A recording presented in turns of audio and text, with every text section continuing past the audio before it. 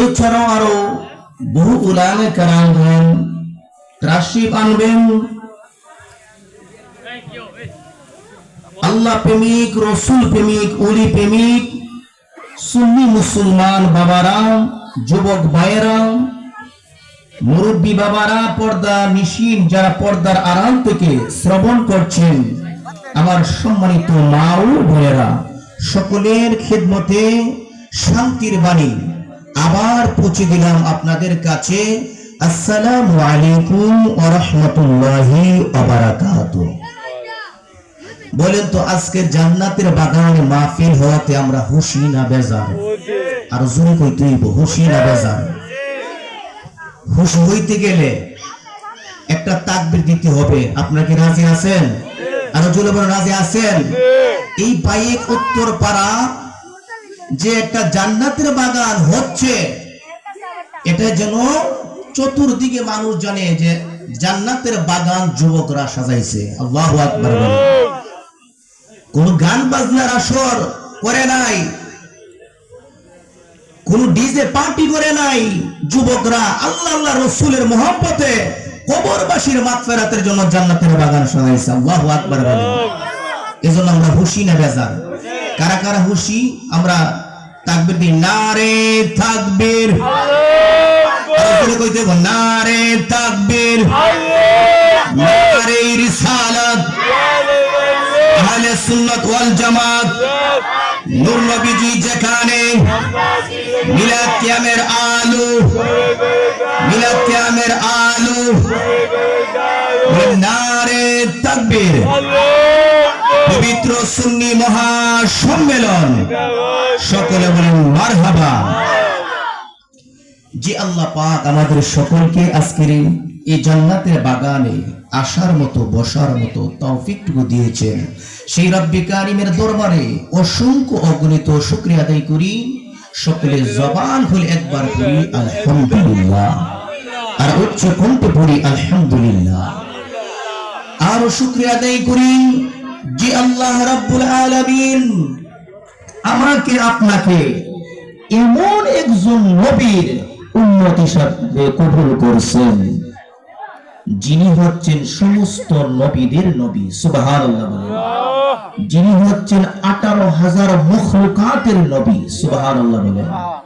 শুধু তাই নয়, এমন একজন নবী যেই নবীজি যখন নুরানি কদম মুবারক জান্নাতের দিকে না ঢুকবে, 1 লক্ষ মতান্তরে 2,24,000 পয়গম্বরগণ তারা জান্নাতে যাওয়া হারাম। আল্লাহু আকবার বলেন।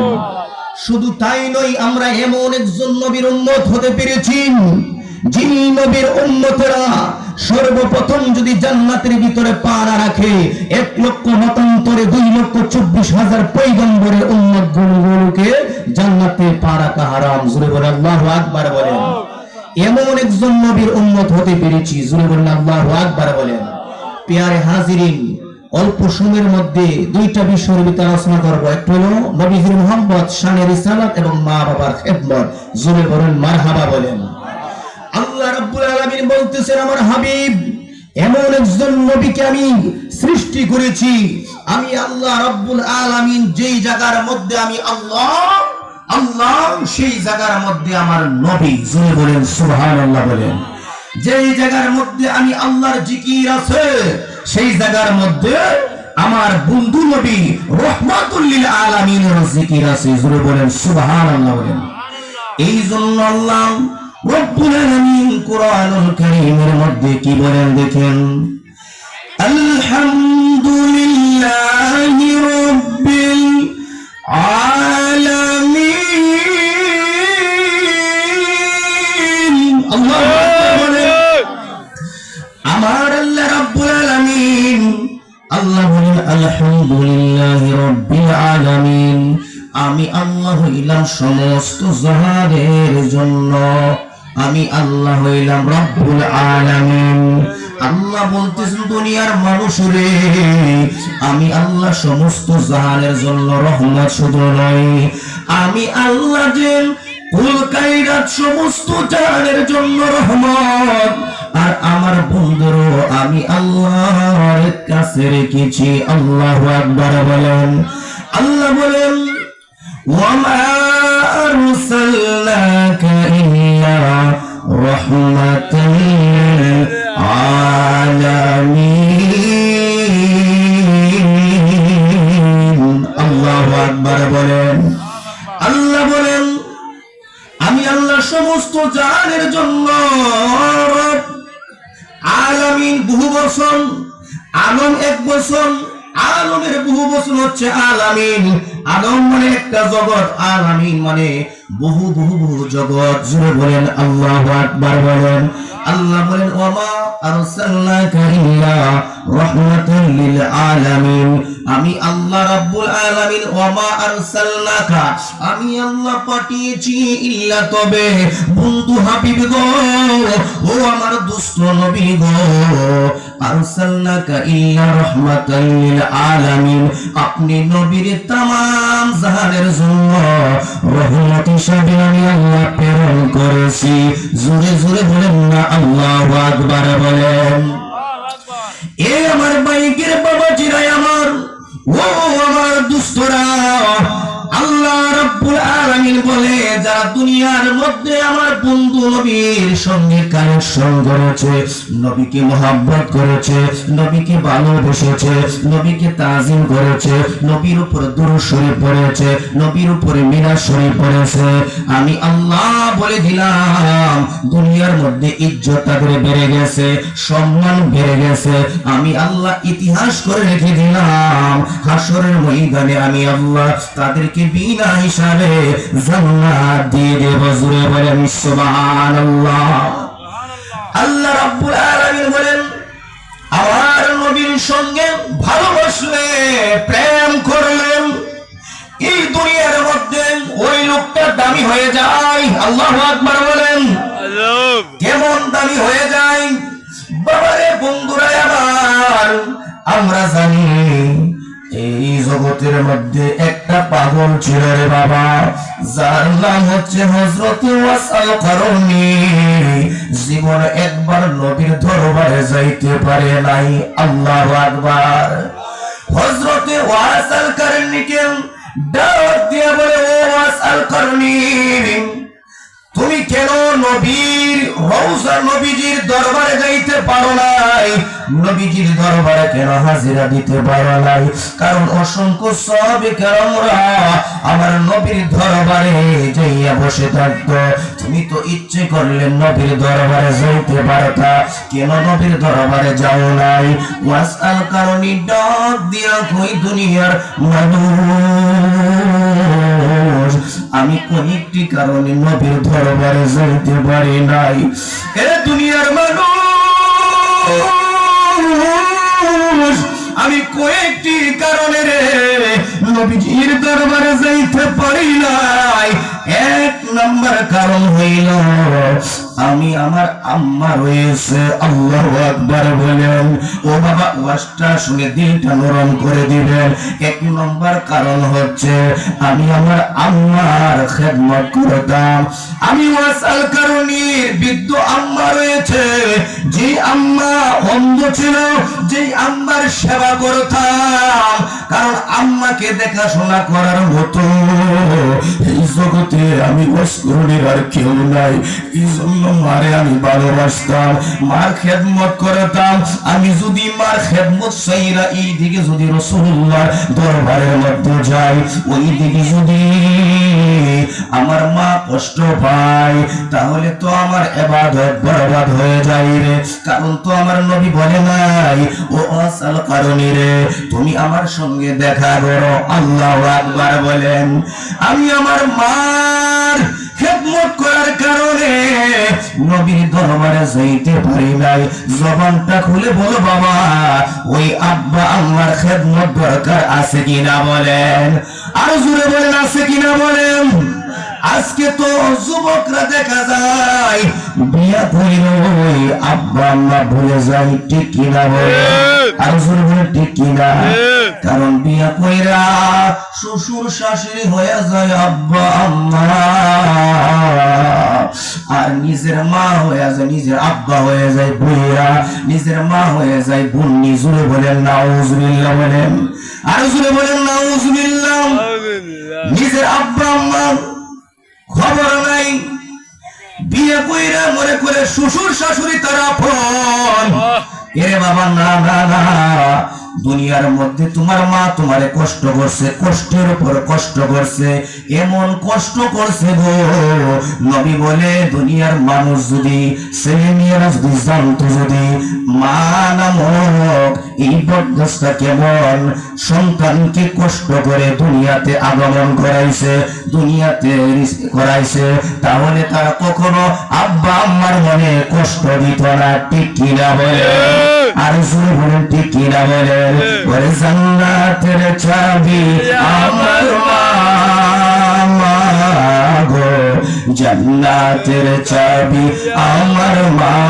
সবাই বলেন জান্নাতের চাবি আমার মা গো, জান্নাতের চাবি আমার মা। ওরে মা যার বেঁচে নাই তার মতো দুঃখী নয়, মা যার বেঁচে নাই তার মতো দুঃখী নাই, খালা হবু মায়ের মতো না গো, জান্নাতের চাবি আমার মা। বলো জান্নাতের চাবি আমার মা গো, জান্নাতের চাবি আমার মা।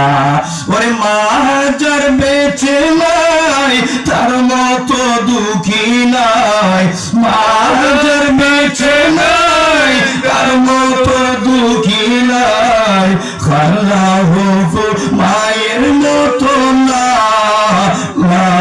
গো, জান্নাতের চাবি আমার মা। আল্লাহু আকবার বলেন। নবী আমার ডাক দিয়ে কই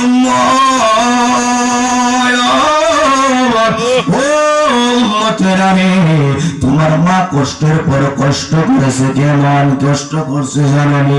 এক সাহাবী ডাক দিয়া কই নবী গো, ইয়া রাসূলুল্লাহ ইয়া হাবিবাল্লাহ, দুনিয়ার মধ্যে আমি সবচেয়ে কারো বেশি সম্মান করুন, দুনিয়ার মধ্যে সবচেয়ে বেশি কারে আমি খেদমত করুন।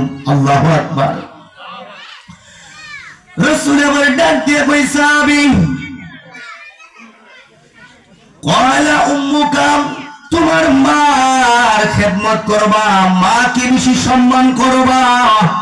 এবার সাহাবী ডাক দিয়ে কই নবী গো, নবী গো ইয়া রাসূলুল্লাহ, এরপরে আমি কাকে সম্মান করব?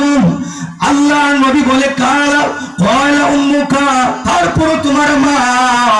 এরপর সাহাবী ডাক দিয়ে কই নবী গো কারা, এরপরে আমি কাকে সম্মান করব? নবীজি বলেন ক্বালা উম্মুকা, এরপরও তোমার মা। সুবহানাল্লাহ বলেন। এবার সাহাবী বলে ইয়া রাসূলুল্লাহ, নবী গো, ও মায়ার নবী, এরপরে আমি কাকে বেশি সম্মান করব? নবীজি বলে ক্বালা আবুকা, তোমার আব্বা। সুবহানাল্লাহ বলেন। মার কথা নবীজি 3 বার বলছেন, বাবার কথা বলছেন একবার।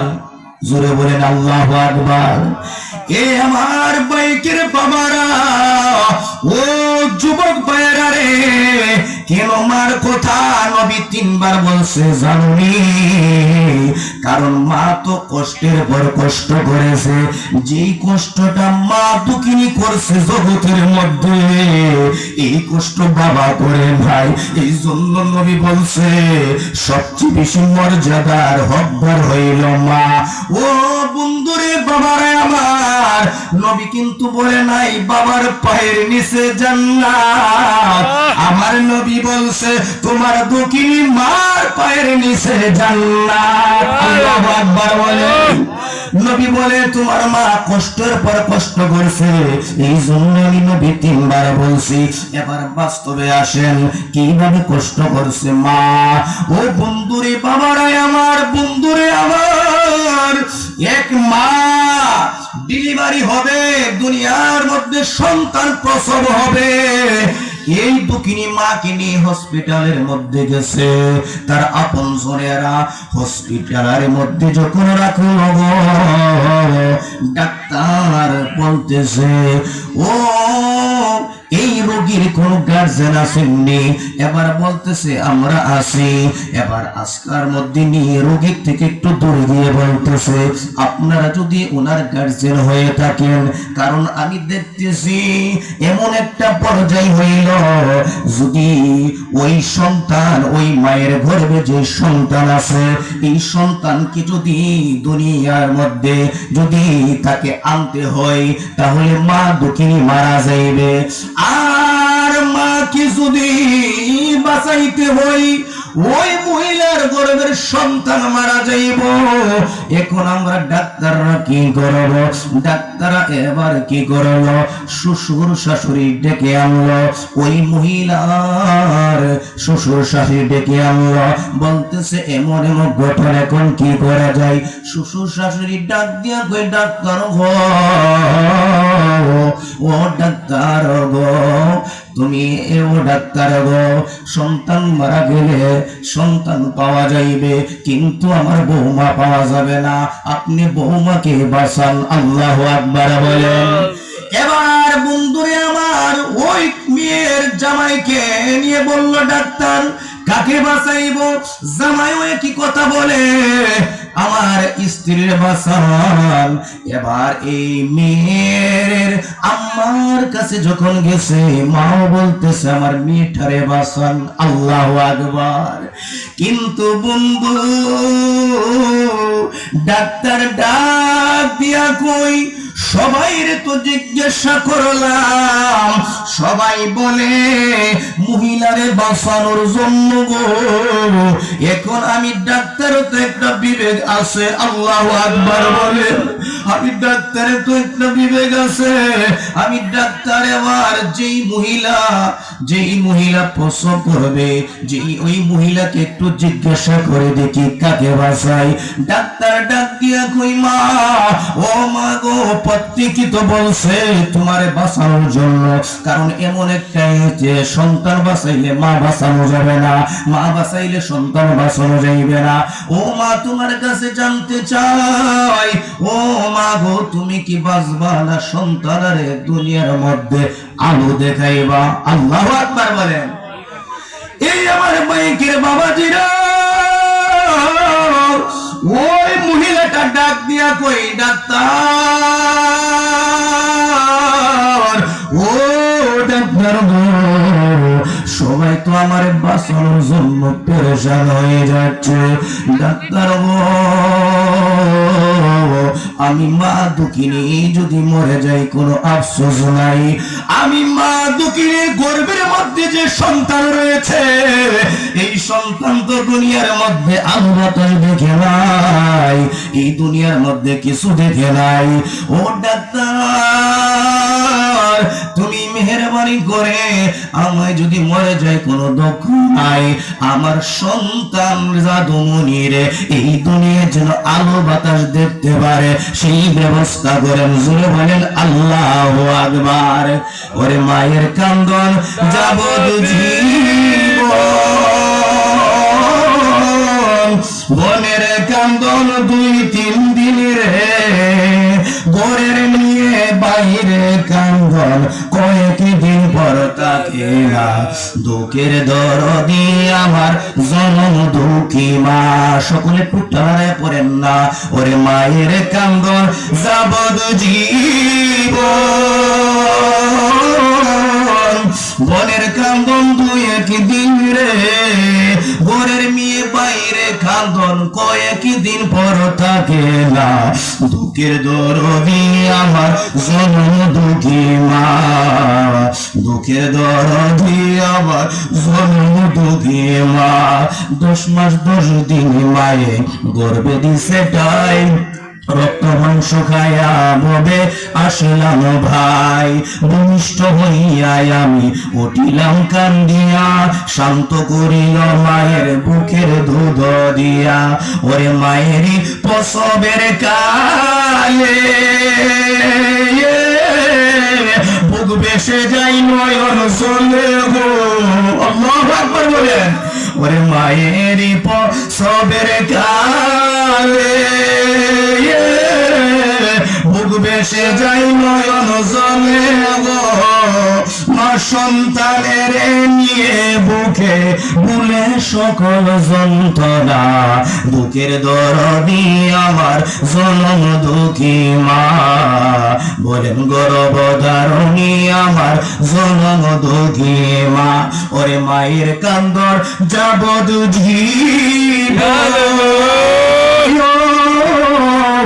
বনের কান্দন দুই এক দিনের গোরের মেয়ে বাইরে কাঁদন কয়েকদিন পর থাকে না।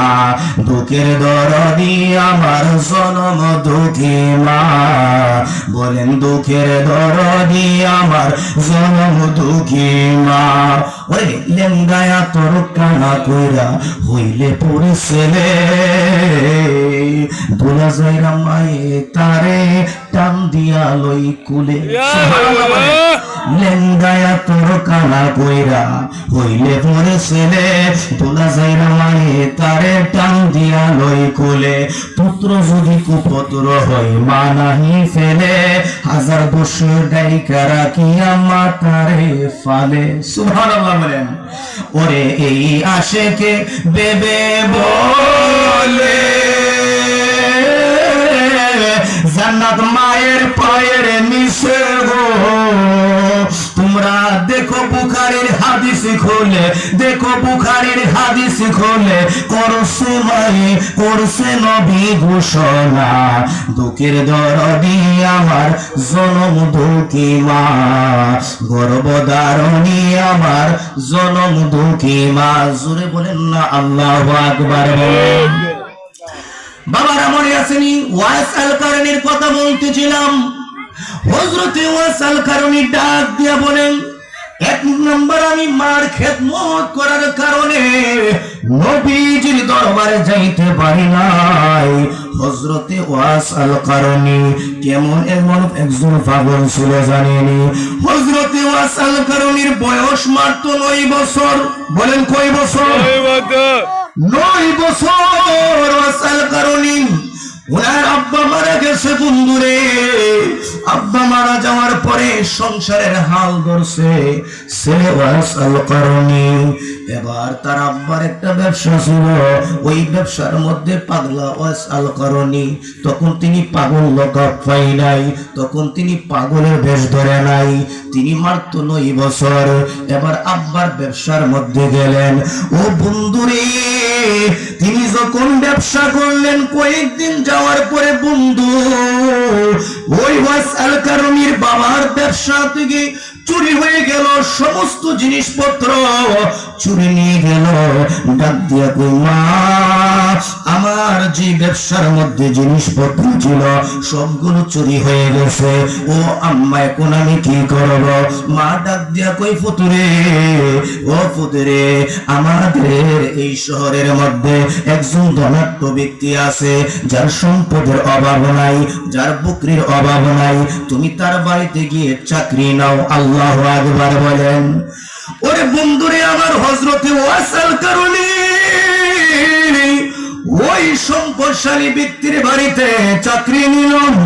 এবার মালিক ডাক দিয়া কই ওয়াইস কারণী, ও ওয়াইস আল কারণী রে, তুমি আমার বাড়িতে চাকরি নিছো ভালো কথা, তোমার একটা দায়িত্ব দিতে চাই। বলে মালিক কি দায়িত্ব?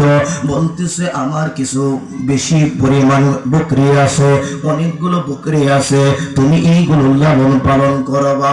আল্লাহু আকবার বলেন। হযরতে ওয়াইস আল কারণী তিনি এবার এই বকরিগুলো লইয়া জঙ্গলের মধ্যে গেলেন, পাহাড়ের টিলাডালা রাস্তা দিয়ে গেলেন। যাওয়ার পরে বন্ধু ওই বকরি এগুলোকে ঘাস খাওয়াইতেছে, লালন পালন করতেছে। ওই জঙ্গল থেকে রে বাবা কিসের যেন আওয়াজ আসছে? আল্লাহ নামের জিকিরের আওয়াজ আসছে। আল্লাহু আকবার বলেন। আমার মালিকের নামে জিকিরের আওয়াজ আসছে। ওয়াইস আল কারণী বকরিগুলো রাইখা তিনি একটু জঙ্গলের ভিতরে গেলেন। ব্যাপার কি রে, কে আল্লাহর নামের জিকির করে? যাইতে যাইতে জঙ্গলের ভিতরে যাইয়া গো তাকায় দেখি একটি গাছের নিচে একজন দরবেশ, একজন আল্লাহর ওলি, একজন পাগল মানুষ আল্লাহর নামের জিকির করতেছে। ওয়াসআল কারণী ওই পাগলার কাছে গিয়ে সালাম দিলেন। সালাম দেওয়ার পরে দরবেশ জিকিরটা কামায়া বলতেছে, আপনার নাম কি? বলে ইসমু ওয়াসআল কারণী। সুবহানাল্লাহ, আমার নাম হচ্ছে ওয়াসআল কারণী। বলতেছে, কেন এসেছেন আমার কাছে? বলে, বাজানো আমি বকরি চড়াই, কিন্তু জিকিরের আওয়াজ আসছে, এই জন্য আমি জঙ্গলের মধ্যে ভাবলাম কে জিকির করে, এই জন্য আমি আপনার কাছে আসলাম। ও দরবেশ বাবা, আপনার জিকির পছন্দ হয়েছে। আল্লাহু আকবার বলেন। ও বাবা, আপনার জিকির পছন্দ হয়েছে। আমি এখানের মধ্যে প্রতিদিন বকরি চড়াই, আমি মাঝে মাঝে আসতে চাই, আপনি কি আমারে কবুল করবেন? আপনি তো দেখা যায় মারিফতের সাধক, আপনার কাছে আমি আসব শরীয়ত শিক্ষা করার জন্য, তরিকত শিক্ষা করার জন্য, হাকিকত শিক্ষা করার জন্য, মারিফত শিক্ষা করার জন্য। আপনি কি আমার অনুমতি দিবেন? এবার পাগল দরবেশ বলে, যাও তুমি প্রতিদিন আমার কাছে আইসো।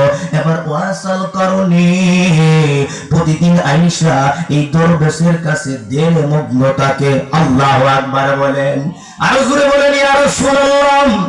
ওয়াসআল কারণী আল্লাহর দেনে মগ্ন থাকে। বন্ধুরে বাবা, যে আমার এইভাবে প্রতিদিন আসে, ওই দরবেশের রুহানি তাওয়াজ্জু পাগলা ওয়াসআল কারণীর কলবের ভিতরে ঢুকে গেল।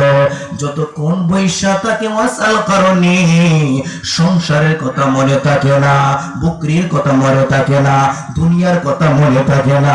ও বাবা বন্ধুরে আমার, আমরা তো এমন মুসলমান হইলাম, নামাজের মধ্যে যাই বাবা নিয়তটা বাইন্ধি আল্লাহু আকবার, আমার বাড়িতে মন জায়গা, ঘরের মধ্যে মন জায়গা, কত জায়গায় যে মন যায় রে, জায়গার কোনো শেষ নাই, ঠিক কিনা বলে? তোর নামাজ হইল না রে, তোর নামাজের রইলি না খবর। ওরে দললি নামাজ, সারলি নামাজ, জীবন ভর নামাজ হইল না রে তোর, নামাজের রইলি না খবর। আল্লাহু আকবার। এইদিকে যাইতাম, এইদিকে গেলে অনেক সময় লাগবো। বন্ধুরে আমার, বাবাজিরাই আমার, হযরতে ওয়াসিল কারণী আল্লাহর পাগল ওই দরবেশের কাছে যাইয়া দেনে মগ্ন থাকে, রুহানি তাওয়াজ্জু ওয়াজ করণীর ভিতরে ঢুকতেছে। এইভাবে এমনি ভাবে তিনি আল্লাহর জিকির করতে থাকে।